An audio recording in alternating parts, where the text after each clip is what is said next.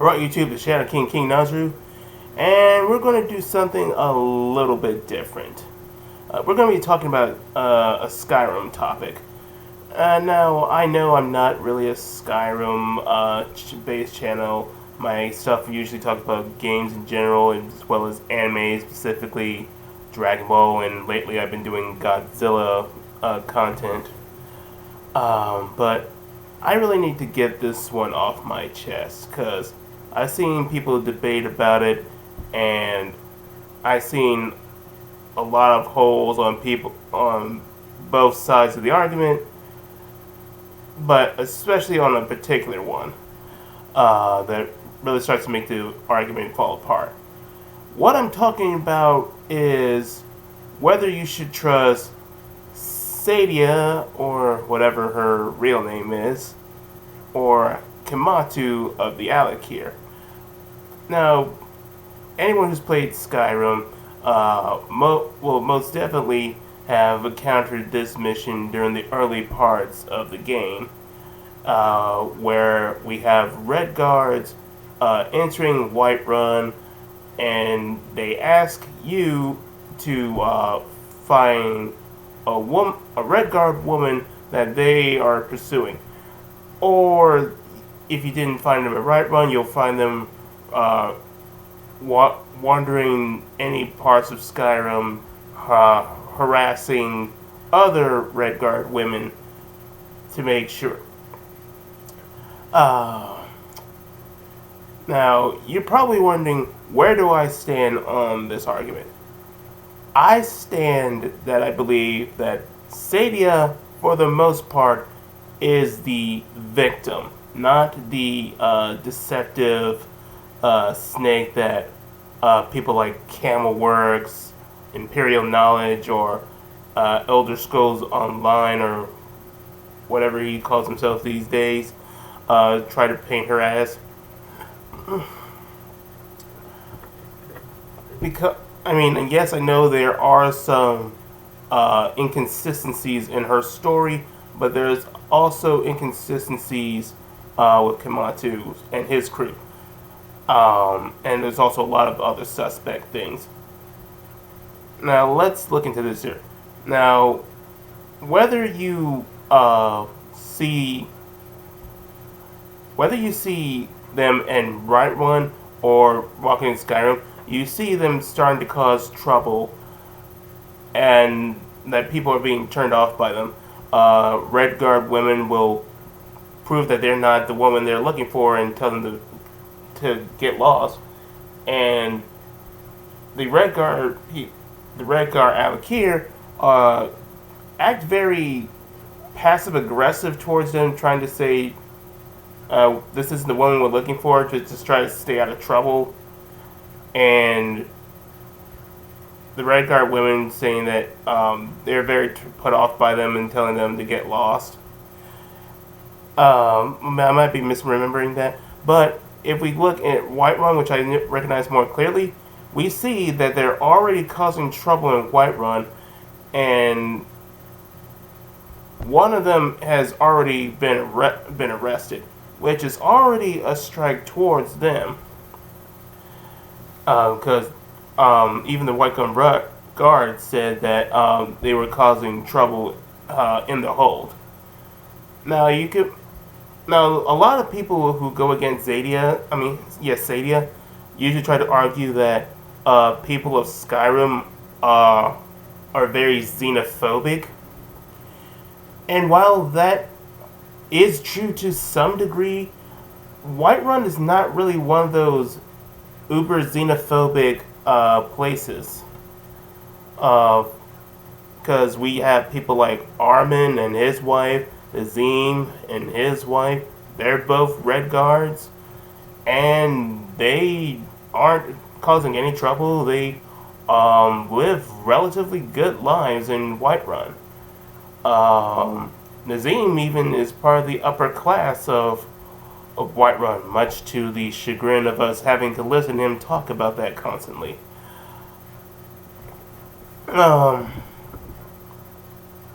You also have Bosmer living there, Um, you got Janassa, the Dumber listening there. They are relatively accepting, especially since they are pro-Imperials, which means they would also kind of adopt some of the ideals of the Imperials, such as trying to be a bit more cosmopolitan and accepting of other races. So I don't think they're being, in this case, they're being xenophobic. Another red flag against the Alakir is that when they start to hire you to find the woman, and you start to question them what this is about, they try to be rather secretive and say, you don't need to know about this. All you need to know is that we're looking for a certain Red Guard woman, and we're paying you for this, and if you don't, you can just move along. So if they really wanted to capture Saadia, and they would want to convince you as much as possible, not just with money, but with also information, what possibly do, because that would help justify your cause in capturing her. The next argument against them is that after you've spoken with Saadia and she tries to tell you that she's hiding from the Alakir, and she thinks that it's probably because she spoke against the Thalmor. People try to argue that the Thalmor don't really need to hire the Alakir to go after the Red Guards, especially since people in Hammerfell really, really hate the Thalmor and elves in general, especially after the war in Hammerfell.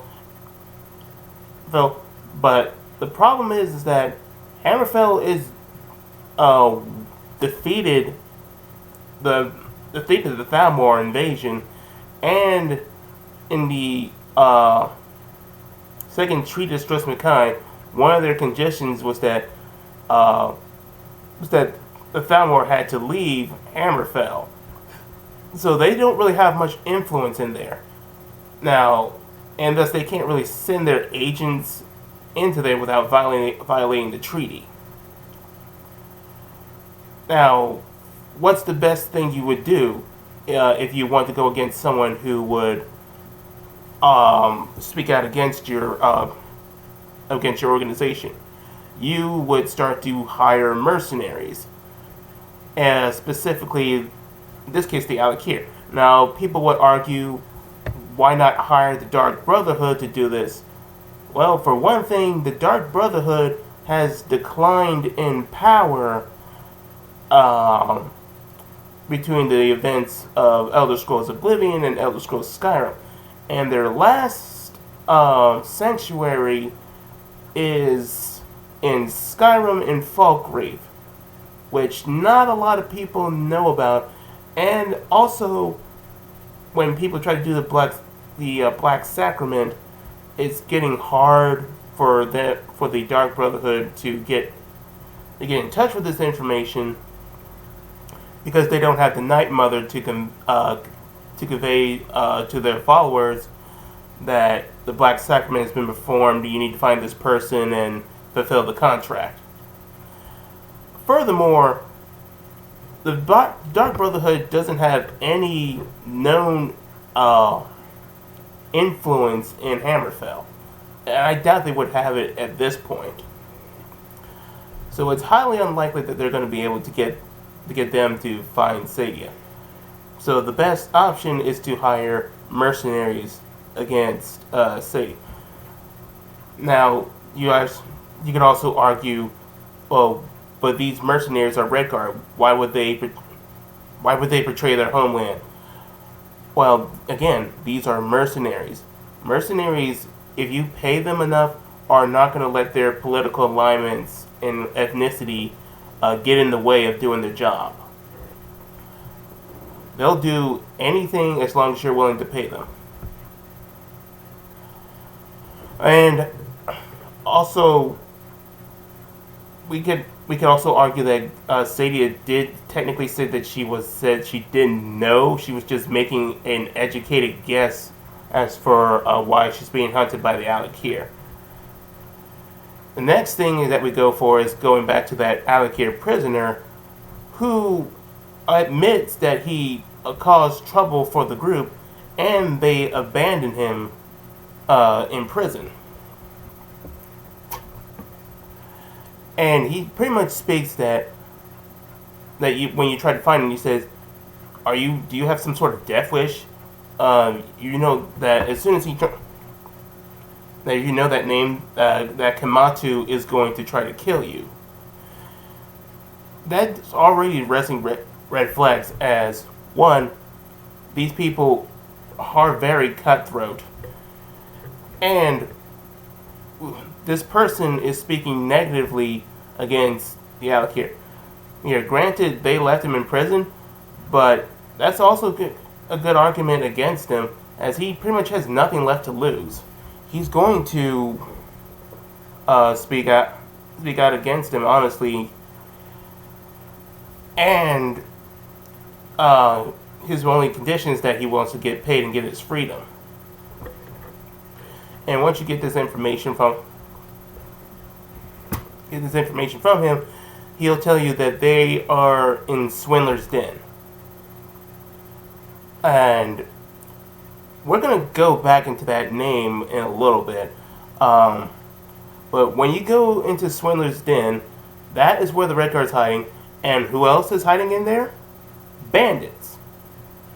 Now, you got to ask yourself, if these people are honorary mercenary working for Hammerfell and trying to capture a traitor, why would they be hanging around bandits? I mean, yes, you could make some argument that certain cities like Windhelm are super xenophobic, but they're not hiding. They didn't go to Windhelm. Their closest location of a hold is Whiterun, which we've already explained is rather tolerant of people of different ethnicities and nations. So, if that's the case, why not have the Alakir stay in an inn if they're if they're truly supported by their government? They would get, and they have the money to afford it, because staying at an inn does not cost that much. They would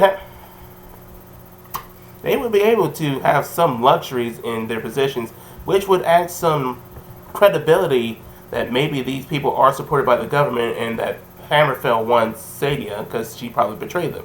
But no, they're hanging with bandits.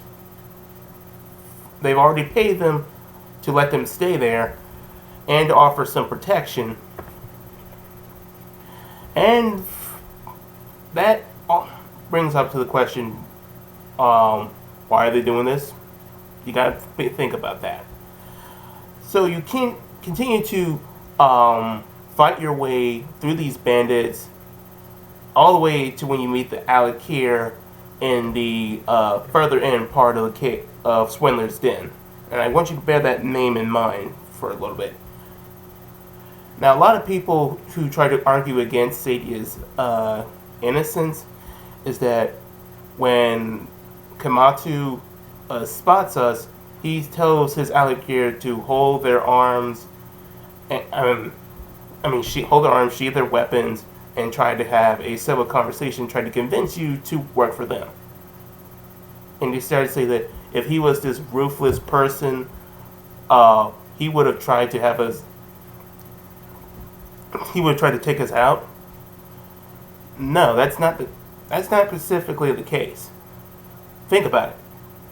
You are the Dragonborn, one of the most powerful people in all of Skyrim, and you took down several dozen bandits just to reach these people. The odds are not in their favor. So naturally, they are going to want to have a conversation and try to convince you, because that's a better alternative than to fight and risk their own lives. Excuse me.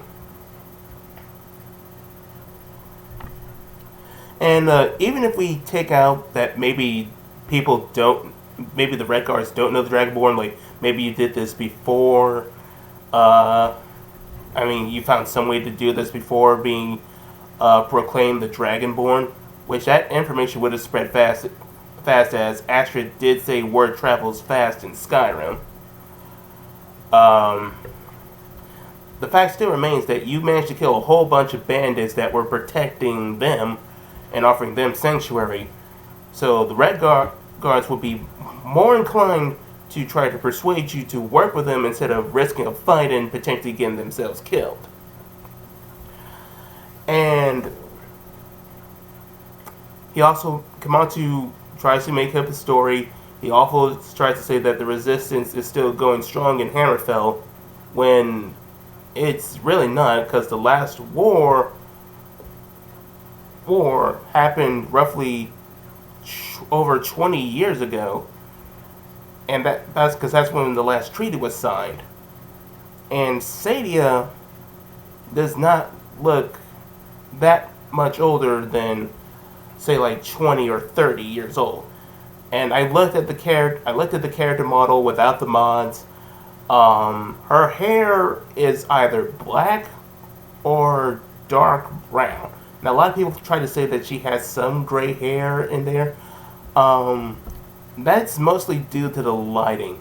And also when people have told me that when you look into her stats, it's at her age is at default, which the default age setting is like between the 20s and 30s for these people, and then it goes up by 10 or so to make the characters look older. And on top of that, Red Guards tend to live in Hammerfell, which, aside from being a coastal region, is also large parts of it are a desert-like climate. And in desert-like climates, that tends to be not allow you to keep your physical appearance looking youthful. So yeah, there's already discrepancy there. And the final argument I have against Alec here is that in the event that you decide to ally yourself with Kamatu and have Saadia captured, he uses his a paralysis spell and gives you the money and tells you not to trust a pretty face, you're better than that. And that's not the problem. You ask what's going to happen to her. He says she's not going to be harmed until they reach Hammerfell, and after that, it's not his decision to decide what happens. That's also not the problem. The problem is that a few days afterwards, when you search the Hall of the Dead, you can find an urn with apparently where her remains are. So she was cremated and sent to Whiterun's Hall of the Dead. I'm sorry, what now? Because that doesn't make any sense. Now, a lot of people try to make the meta that say that, oh, she's classified as a Whiterun citizen, so they would put her in Whiterun. Okay, in that case, why does she have an urn specifically and not just like a casket like everyone else that lives in Whiterun? The developers specifically made this. They made this. And if we're looking at it in universe, why would Hammerfell send the remains to Whiterun in Skyrim? If she truly is a traitor of Hammerfell, they would have her tried, they would have her executed, and they would keep her remains as a reminder of her treachery in Hammerfell. Because that's what nations do. They don't send their bodies to the places that they were residing. They keep their bodies here to serve as an example that you should not betray your country. So that doesn't make any sense. And to top it all off, the timeline discrepancy does not work.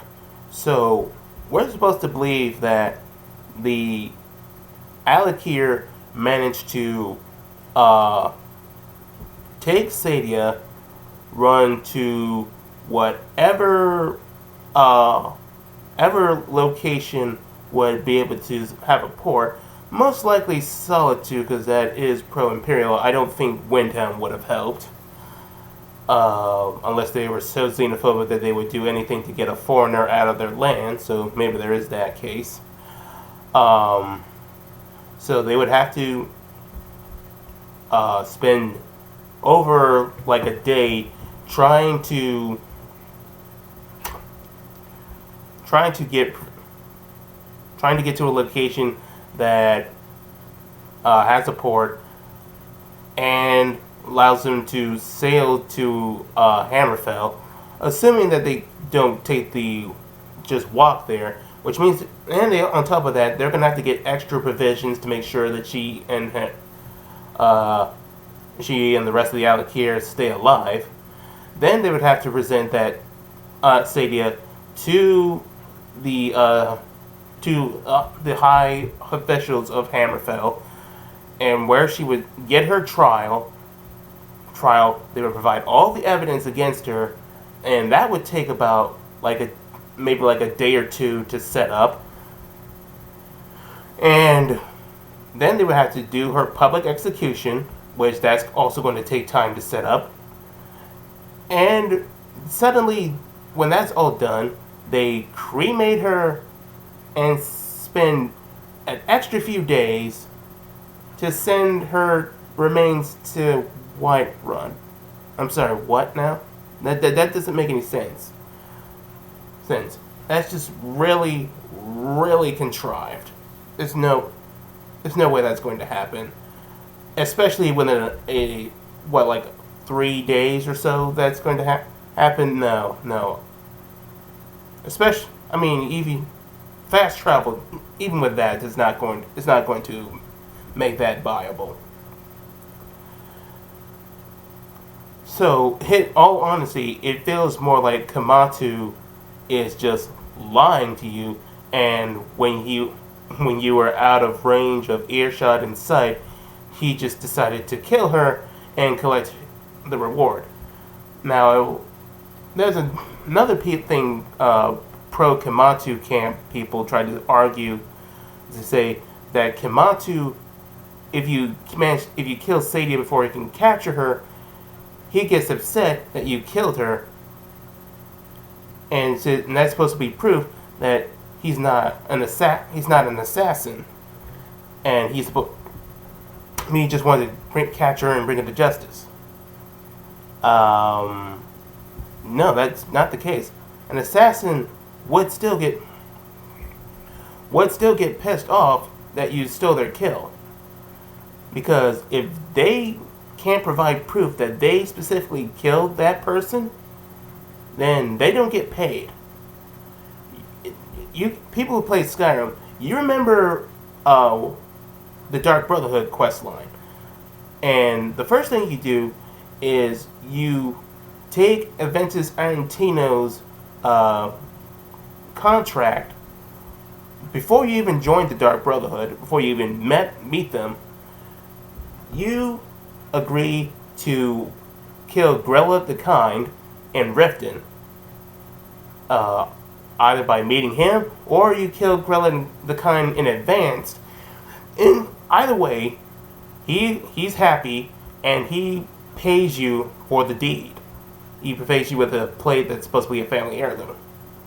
And then sooner or later, the Dark Brotherhood finds out about this, tells you that they know, and the next moment you sleep, Astrid, leader of the Dark Brotherhood, captures you, says that we don't have a problem with you in the sake of killing Cruella the Kind, because it was a pretty good kill and she did have it coming. She was an awful person, and you managed to save children. But the problem is that this was a Dark Brotherhood contract. This contract was made for them. You stole that contract. You stole our pay, and you have to repay us. That's how that works. Astrid is an assassin, like Kamatu is most likely is, and she was upset that you stole a kill from the Dark Brotherhood, much like how Kamatu would be upset that you stole a kill from him. Now he can't definitively prove that he was the one. He and his Alakir are the ones that killed him. The most likely, unless he has to go through some extra lying, he's going to have to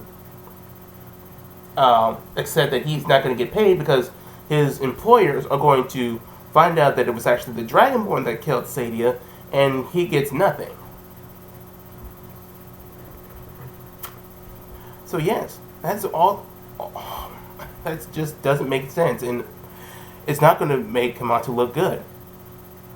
It just further proves that he's an assassin, and that he most likely killed Saadia and had her cremated and kept her remains in Whiterun just so that people wouldn't start questioning what happened to her, which honestly, that's going to also bring up some problems. But this video is getting long enough.